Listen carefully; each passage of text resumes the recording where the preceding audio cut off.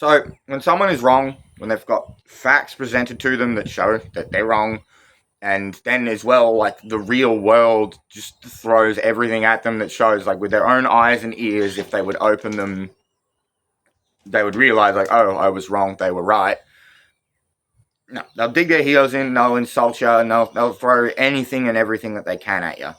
And then as well, people will settle for less in a certain regard, right? Like they can't handle complexity. They might think they can, and they'll pretend that what they're going for is complex and interesting and this, that, and the other. But in reality, it's just something that you can buy for $2 at Kmart. And yeah, like, and both of these things are extremely true when it comes to politics. Yeah, like so. And I'm not giving myself a free pass on this one. Before I was 25, yeah, I had a friend of mine, years, like, he's the one that actually edits some of my music. He would try and point out, like, why my whole, bugger them all, they're all as bad as each other, anarchy is the way to go, we've got to let them just do it ourselves, we don't need a government, this, that, and the other. Like, he tried to point out why that was, like, dumb, right? Like, and he tried to do it in again, like, it was a complex and, like, rationalized, thought out way, and I wouldn't hear it. Like, I never actually countered his arguments and whatnot. I just, made fun of his cable management, made fun of his hair and stuff like that, and all kinds of little things like that. And it's just like, yeah, no. But at the end of the day, he was right. And it was funnily enough, it was a salsa dancer that I was living with on the Gold Coast that, didn't try and say I was wrong or anything. She just heard some of the weird sort of stuff I was listening to. And she pointed me towards a YouTuber by the name of Friendly Geordies. She's like, oh, you might like this guy. And I'm like, all right. And I looked it up. And honestly, I was kind of like, doing the same thing, laughing. And like, I made a few like, insulting comments in his comment section. But then a video came out called Dear Your Majesty. And it brought a tear to my eye. Because he was right. There was a whole part in that there's the part that he was having a go at like ScoMo, this, that, and the other.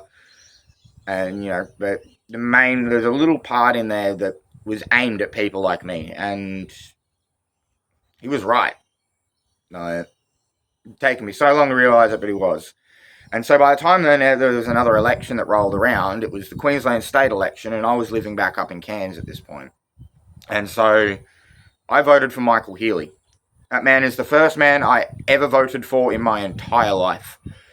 And then I noticed, I recognised some of the faces that were at that Labor booth. They didn't recognise me, and that just goes to show this next part. Like, they didn't recognise me, but I recognised them, and they'd always, been nice people. When I was out busking or they'd, see me homeless, this, that, and the other, they're always nice people, always tried to help, None of them were ever assholes to me for the sake of being an asshole. And the fact that they didn't, remember me just shows that that's, I wasn't the exception in that regard. Like, they just did that. That's just who they were. And I realized, like, okay, that's the group of people. And so I signed up with the party. I paid my $25 a year. And next year and the next year. And when the federal election came around, I volunteered. I worked the pre-poll booths for a candidate. And that candidate, without any, political brownie points to be had, no cameras looking at it, this, that, and the other, washed my clothes and, bought me food when I, didn't have the money for the food and stuff like that. And, like, did anything and everything that they, could within their power to, try and help.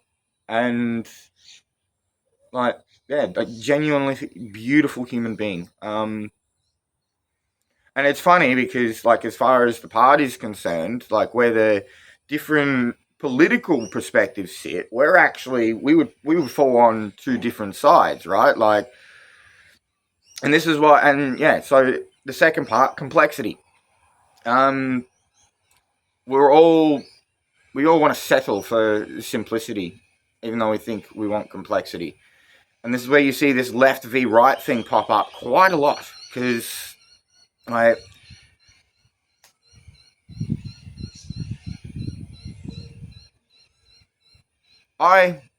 am not left wing. I am not right wing. Within the confines of the Labor Party, I would fall in the category of what you call Labor right, or whatever, yeah. And this candidate falls into, the Labor left. But at the end of the day, like, as a whole, like within the nation, we do not have a left-wing party and we do not have a right-wing party. Right? And this goes back to the founding three parties of our, like when we went to Federation, the first three parties in our parliament were the Protectionists, the Free Traders, and the Labor Party. And yeah, so the Protectionists would sometimes have support from the Labor Party because some of the things that they were wanting to do were actually, they were in line with what the Labor Party wanted. They were protectionist aspects, right?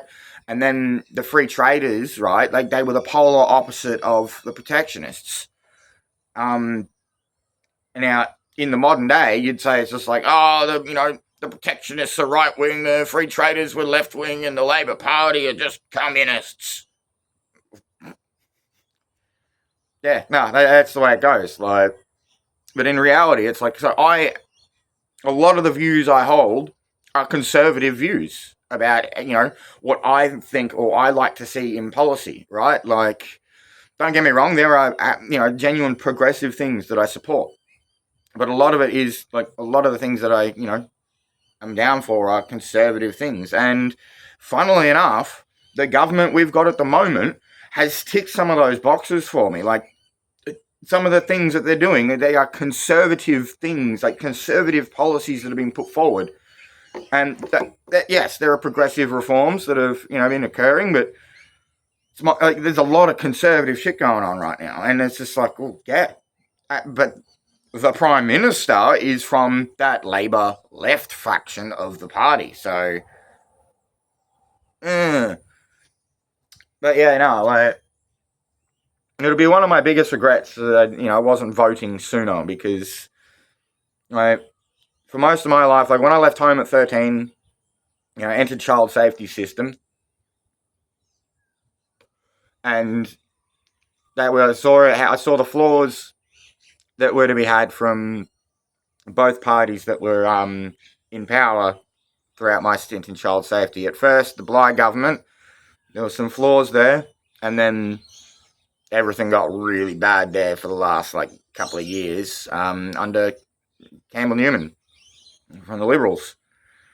And that probably did, help, make me dig my heels in, because, that was the only understanding of politics I had. But for the most part, right up until, after I was even 25 and started voting, it was the Liberals in power.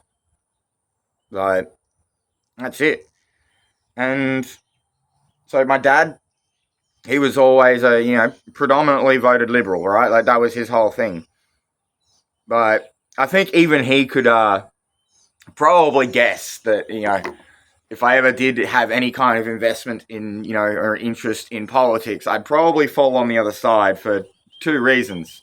Firstly, the first time he ever voted Labor in his entire life, first time ever was when buddy Kevin Rudd ran and won. Because he'd realised that, okay, this Howard bloke, he's had, so many goddamn years in Parliament, and all he's caring about is, keeping the budget, in surplus, and he's selling off all his assets. He's screwing us over while we're having a massive mining boom. He's not tapping into that, for the benefit of the nation. He's just kind of squandering it so he can make, a certain little coloured ink on a piece of paper look, make him look good. And then try to bring in work choices. And that was the final straw. And so he voted Labor. And yeah, and then secondly, during little bit of a historical moment in Australian history when a certain Gough Whitlam had his famous phrase like, "God save the Queen, but he will not save the Governor General." My dad is actually one of the Commonwealth police officers. He's the one that's leaning over like this in the background of the footage. So I just realised that cut out my head, but he's the one leaning over like this, over Whitlam's shoulder. That's my dad. And so it's almost like, yeah, like even though he voted one way his whole life, like the only observations that I had from him did help point me in that direction. But yeah, fucking.